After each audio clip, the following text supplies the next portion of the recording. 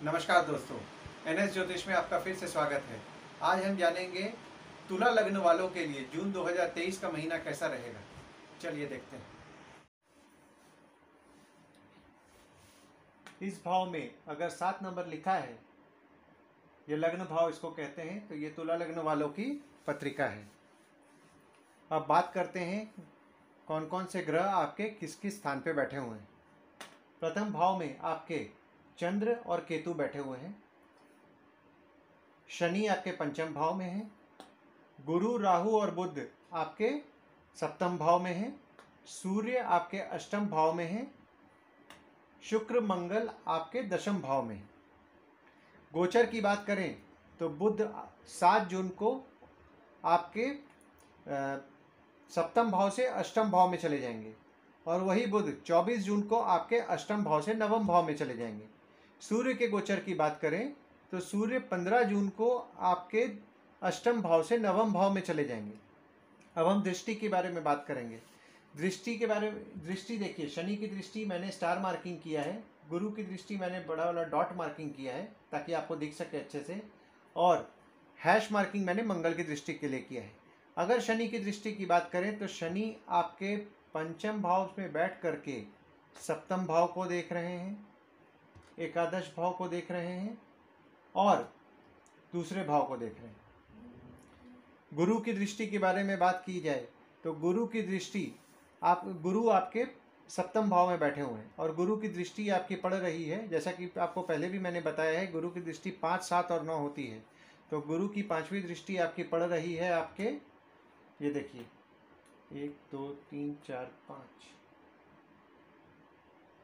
तो गुरु की दृष्टि पड़ रही है। यहाँ मैंने गलत मार्क, ये देखिए गुरु का मैंने डॉट मार्क किया हुआ है, तो ये देखिए गुरु की दृष्टि आपके 11वें भाव में पड़ रही है और आपकी 7वीं दृष्टि आपके लग्न में पड़ रही है और 9वीं दृष्टि आपके तृतीय भाव में पड़ रही है। मंगल की दृष्टि के बारे में बात करूं तो मंगल आपके दशम भाव में बैठे हुए हैं। मंगल की दृष्टि होती है 4, 7 और 8। चौथी दृष्टि आपके लग्न पे पड़ रही है, 7वीं दृष्टि आपके चतुर्थ भाव पे पड़ रही है और 8वीं दृष्टि आपके पंचम भाव पे पड़ रही है। लग्न आपकी, ये देखिए लग्न पे आपके जो बैठे हुए हैं, अब बात करते हैं लग्न पे। लग्न पे आपके चंद्र केतु बैठे हुए हैं। हालांकि चंद्रमा जो है 2 तारीख को आपके दूसरे भाव में चले जाएंगे और केतु सिर्फ आपके बैठे हुए हैं जिसपे कि आपके मंगल और गुरु की दृष्टि भी पड़ रही है। यह समय की अगर बात करें तो आपको गूढ़ विद्या या फिर एस्ट्रोलॉजी से रिलेटेड या जो गूढ़ विद्या जिसको हम लोग कहते हैं ना, उसमें आपकी रुचि बढ़ी होगी और आपका इंटरेस्ट लेवल बढ़ा होगा और आप इसमें ज्ञान प्राप्त करने की कहीं ना कहीं से जो कोशिश कर रहे होंगे उसमें कामयाब हुए होंगे। अब हम दूसरे भाव में बात करते हैं। दूसरे भाव में आपके दूसरे भाव देखिए, ये जो है आपके दूसरे भाव में आपके पड़ रही है, शनि की दृष्टि पड़ रही है। तो ये समय अगर आप कोष में, या फिर बोला जाता है जो फिक्स डिपॉजिट की जो हम लोग बात करते हैं, अगर ये समय अगर आप फिक्स डिपॉजिट करने की कोशिश कर रहे हैं या पैसा कुछ कोष में या फिर लॉकर में जमा करने की कोशिश कर रहे हैं तो आपका बहुत प्रयासों के बाद भी प्रॉपर तरीके से जमा नहीं हो पा रहा होगा। अब हम तीसरे भाव की बात करते हैं। तीसरे भाव पे कोई ग्रह आपके नहीं बैठे हुए हैं, बट गुरु की दृष्टि पड़ी हुई है और ये घर भी देखिए 9 नंबर जो लिखा है गुरु का है और गुरु आपके कहाँ बैठे हुए हैं बताइए? सप्तम भाव में बैठे हुए हैं। तो सप्तम भाव में बैठ करके गुरु है बैठे हुए हैं और गुरु की दृष्टि भी आपकी सप्तम भाव में पड़ रही है। तो यह आपके लिए दिन का प्रवास बढ़ाएगा। आपकी पत्नी के साथ के वजह से आपका पराक्रम भी बढ़ेगा ये पीरियड में। अब हम आपके चौथे भाव की बात करते हैं। चौथे भाव में आप देखिएगा तो मंगल की दृष्टि पड़ रही है। तो चौथे भाव में कि अगर हम चौथे भाव की अगर हम बात करें तो इस पर कोई ग्रह भी नहीं आपके विराजमान है। तो यह समय आप अपने दोस्तों के साथ विवाद में कोई भी विवाद में ना पड़े, वरना इससे आपके दोस्तों के साथ, आपके माता के साथ आपके संबंध में कुछ उतार चढ़ाव आपको देखना पड़ सकता है। अब हम आपके पंचम भाव के बारे में बात करते हैं। पंचम भाव में आपके शनि बैठे हैं और शनि पे मंगल की दृष्टि है। पंचम भाव में शनि बैठ करके आपको बहुत ही ज़्यादा गहराई से सोचने वाला बना रहे हैं।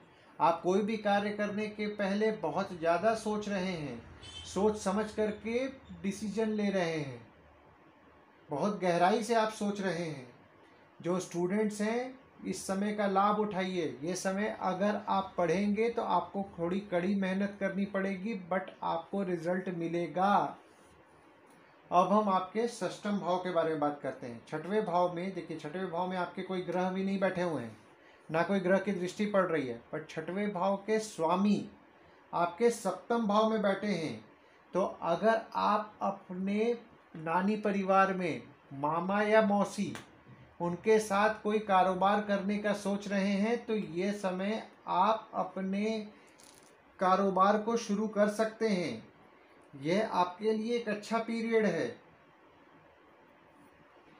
सप्तम भाव की बात करें तो सप्तम भाव में आपके गुरु राहु बुध है और इस पे शनि की दृष्टि भी पड़ रही है। हालांकि बुध आपके 7 जून को आपके अष्टम भाव में चले जाएंगे। यह एक आपके लिए गुरु और राहु एक साथ होने के कारण आपके पत्रिका में आपके सप्तम भाव में गुरु चांडाल योग भी बना रहे हैं। इस समय आप ये फील कर रहे होंगे कहीं ना कहीं आपकी जो स्पाउस है वो स्पाउस कहीं ना कहीं आपका बात नहीं सुन रही होंगी, अपने मन का कर रही होंगी।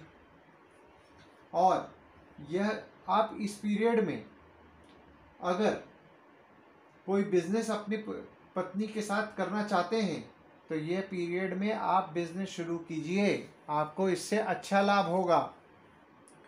आपके अष्टम भाव के बारे में बात करूं तो अष्टम भाव में सूर्य आपके विराजमान है मंथ के शुरुआत से, और बुध आपके अष्टम भाव में 7 जून को आ रहा है। बुध के आने के बाद आपका बुध चूंकि आपके अष्टम भाव में आ रहा है तो ये विपरीत राजयोग बना रहा है। इस पीरियड में आपको खर्च आप देखेंगे कि आप खर्चा बहुत 7 जून के बाद स्पेसिफिकली आप देखेंगे कि आप खर्चा बहुत ज़्यादा सोच समझ करके करेंगे। और आप अपने कार्य कहीं फॉरेन जाने का अगर आप कोशिश कर रहे हैं तो आप बहुत सारे परेशानियों मतलब आपका काम नहीं हो रहा होगा, बहुत सारे परेशानियों का सामना करना पड़ रहा होगा आपको। तो 7 जून से अगर कोई फॉरेन जाने की कोशिश कर रहे हैं तो 7 जून से 23 जून तक ये कोशिश को थोड़ा रुक करके फिर उसके बाद फिर कोशिश करें, आपको परिणाम अच्छा मिलेगा। अब हम आपके नवम भाव के बारे में बात करें तो नवम भाव में सूर्य 15 जून को गोचर कर जाएंगे और बुध आपके 24 जून को गोचर कर जाएंगे। यहाँ सूर्य बुध साथ बैठ करके बुध आदित्य योग भी बना रहे हैं। और नवम भाव में चूंकि आपके सूर्य और बुध दोनों हैं तो ये समय आप अगर फॉरेन जाने का प्रयास करेंगे तो आपके लिए अच्छा रहेगा, खासकर 24 जून से। नसीब से आपका कोई अगर आप काम कर रहे हैं तो आपको इसमें आपका नसीब भी साथ देगा, जिससे कि आपका धन भी बढ़ेगा। अब हम आपके दशम भाव के बारे में बात करते हैं। दशम भाव में आपके शुक्र मंगल पूरे महीना रहने वाले हैं।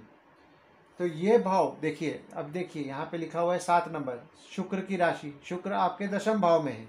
तो शुक्र चूंकि दशम भाव में है तो शुक्र क्या करेंगे, आपके काम के प्रति आपका डेडिकेशन बढ़ा देंगे, आपका फोकस बढ़ा देंगे। आपको काम करने में आपको जो आप हार्ड वर्क करेंगे वो हार्ड वर्क का आपको रिजल्ट भी अच्छा इस समय आपको मिलेगा, क्योंकि शुक्र मंगल दोनों साथ में हैं। अब हम आपके 11वें भाव के बारे में बात करें तो 11वें भाव में आपके शनि की दृष्टि पड़ रही है और गुरु की दृष्टि पड़ रही है। 15 जून के बाद आपके धन की वृद्धि भी होगी। इस समय आपका इनकम बढ़ जाएगा 15 जून के बाद अगर आप प्रयास करेंगे। कहीं ना कहीं जो लोग प्रमोशन एक्सपेक्ट कर रहे हैं 15 जून के बाद आपको प्रमोशन मिलेगा। जिस समय आप जो एक्सपेक्ट करेंगे उसमें थोड़ा देरी आप महसूस करेंगे, बट आपको रिजल्ट मिलेगा। अब आपके 12वें भाव के बारे में अगर हम बात करें तो 12वें भाव में आपके कोई ग्रह नहीं बैठा हुआ है, पर 12वें भाव का स्वामी बुध आपके 24 जून से आपके नवम भाव में आएगा। तो ये समय, इस पीरियड में मोटा मोटी आप धार्मिक कार्यों पे खर्चा करेंगे।